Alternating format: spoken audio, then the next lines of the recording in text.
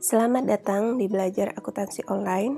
Setelah kita paham apa itu akuntansi, selanjutnya kita akan mempelajari tahapan-tahapan proses akuntansi yang biasa disebut dengan siklus akuntansi.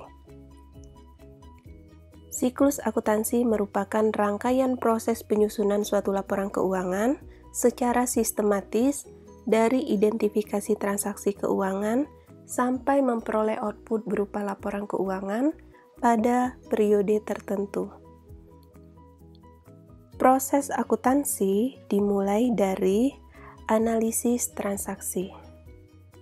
Analisis merupakan tahap pertama dari siklus akuntansi, digunakan untuk mengetahui pengaruh dari transaksi terhadap akun-akun sehingga membentuk suatu persamaan dasar akuntansi. Pada umumnya, transaksi yang terjadi di perusahaan ada dua jenis, yaitu transaksi pemerolehan dana dan transaksi penggunaan dana.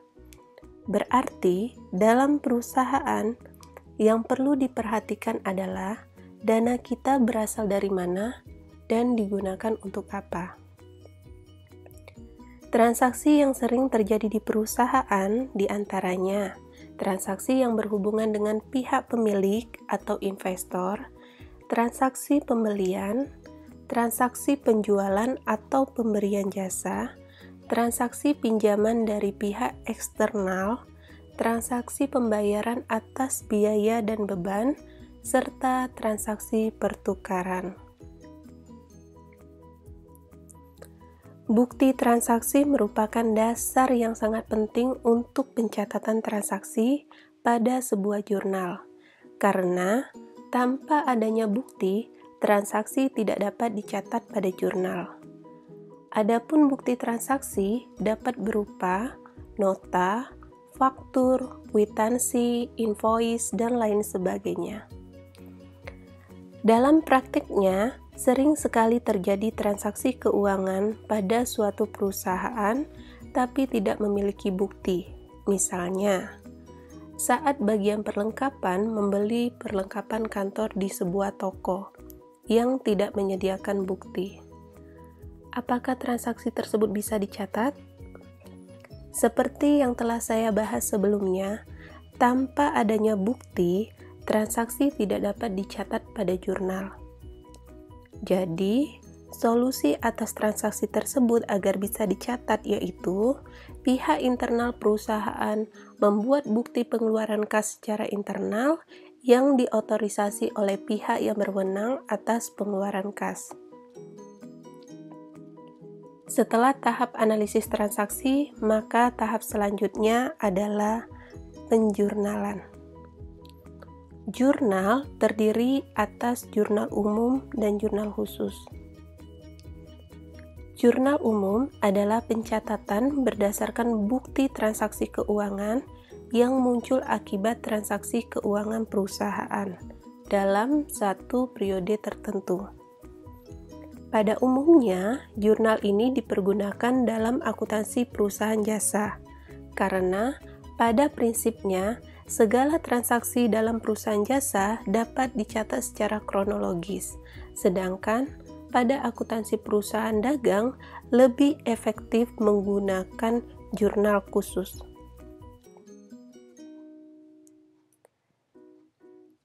Jurnal khusus merupakan pencatatan transaksi yang terjadi dalam perusahaan dan dikelompokkan dalam jenis yang sama, sering terjadi dan berulang dalam satu periode.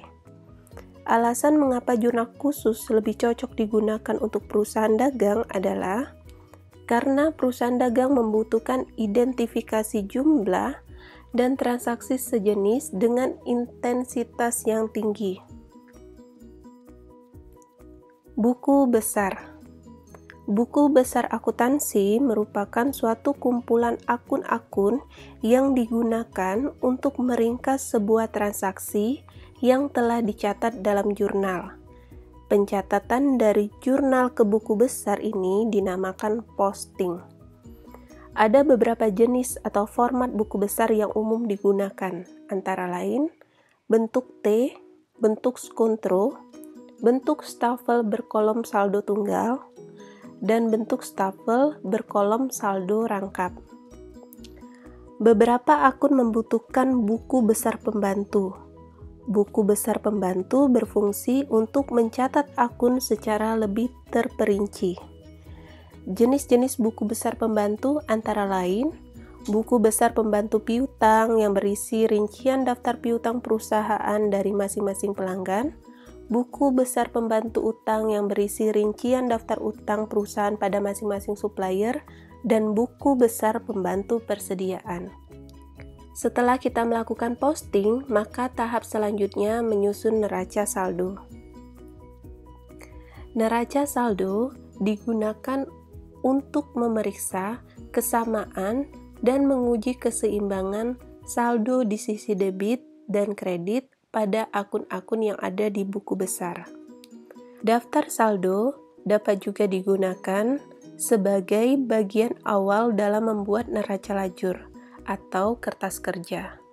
Kertas kerja merupakan alat bantu untuk membuat laporan laba rugi, laporan perubahan ekuitas, dan laporan posisi keuangan atau neraca. Pembuatan kertas kerja bersifat opsional, artinya boleh dibuat dan boleh tidak dibuat, karena kertas kerja hanya bertujuan untuk membantu akuntan dalam menyusun laporan keuangan. Tahap selanjutnya adalah membuat ayat jurnal penyesuaian. Ayat jurnal penyesuaian adalah jurnal akuntansi yang digunakan untuk melakukan proses pemuktahiran atau update akun-akun tertentu, sehingga menunjukkan nilai yang sebenarnya, sebelum dilakukan proses penyusunan laporan keuangan. Mengapa perlu pemuktahiran? Karena dalam akuntansi berbasis akrual, pendapatan dan beban harus diakui dan dicatat pada periode terjadinya, walaupun kas belum diterima atau kas belum diserahkan. Bila tidak dilakukan penyesuaian, maka laporan keuangan yang dihasilkan kurang valid atau kurang mencerminkan kondisi sebenarnya. Adapun transaksi yang memerlukan ayat jurnal penyesuaian adalah penyesuaian penyusutan aset tetap, penyesuaian beban atau pendapatan dibayar di muka, penyesuaian pemakaian perlengkapan atau bahan habis pakai, penyesuaian pendapatan dibayar di muka, penyesuaian biaya yang masih harus dibayar, dan penyesuaian pendapatan yang akan diterima. Setelah pencatatan jurnal penyesuaian, maka dibuat neraca saldo setelah disesuaikan. Neraca saldo setelah penyesuaian adalah daftar saldo akun-akun pada periode tertentu setelah dilakukan pembaharuan atau update karena adanya jurnal penyesuaian. Neraca saldo penyesuaian ini menyajikan informasi keuangan yang senyatanya dan sesuai dengan prinsip akuntansi berlaku umum.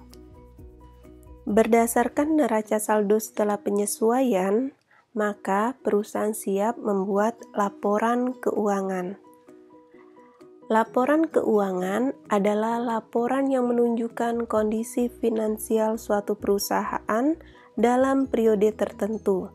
Informasi mengenai kondisi finansial tersebut nantinya dapat digunakan oleh pihak yang berkepentingan seperti pihak manajemen, pemberi pinjaman, investor, hingga pemegang saham untuk menilai kinerja perusahaan dan menentukan langkah apa yang harus diambil seterusnya. Laporan keuangan terdiri atas laporan posisi keuangan, laporan laba rugi, laporan perubahan ekuitas, laporan arus kas, dan sebagai pelengkap yaitu catatan atas laporan keuangan. Penjelasan lebih rinci mengenai laporan keuangan akan dibahas pada belajar akuntansi online berikutnya. Setelah menyusun laporan keuangan, tahapan siklus akuntansi selanjutnya yaitu membuat jurnal penutup. Mengapa perlu dilakukan proses penutupan? Setelah kita membuat penyesuaian terhadap beberapa akun dan kemudian memindahkan ke buku besar, maka data di buku besar akan sama dengan data yang dilaporkan dalam laporan keuangan. Saldo akun-akun yang dilaporkan di laporan posisi keuangan sifatnya permanen, sedangkan data-data yang dilaporkan di laporan laba rugi hanya melaporkan jumlah untuk satu periode. Untuk melaporkan hanya satu periode, saldo akun-akun ini harus 0 di awal periode. Bagaimana caranya agar saldo-saldo akun nominal atau akun yang terdapat dalam laporan laba rugi ini menjadi 0? Caranya, gunakan ayat jurnal penutup. Proses penutupan dilakukan dengan memindahkan saldo akun pendapatan dan beban ke akun ikhtisar laba rugi. Saldo ikhtisar laba rugi kemudian dipindahkan ke akun modal. Selama proses penutupan, akun ikhtisar laba rugi akan didebit dan dikredit dalam jumlah yang berbeda, dan di akhir proses penutupan, saldo ini dipastikan nilainya 0. Setelah ayat jurnal penutup diposting ke buku besar, maka saldo modal akan sama dengan jumlah yang dilaporkan dalam laporan perubahan ekuitas dan laporan posisi keuangan.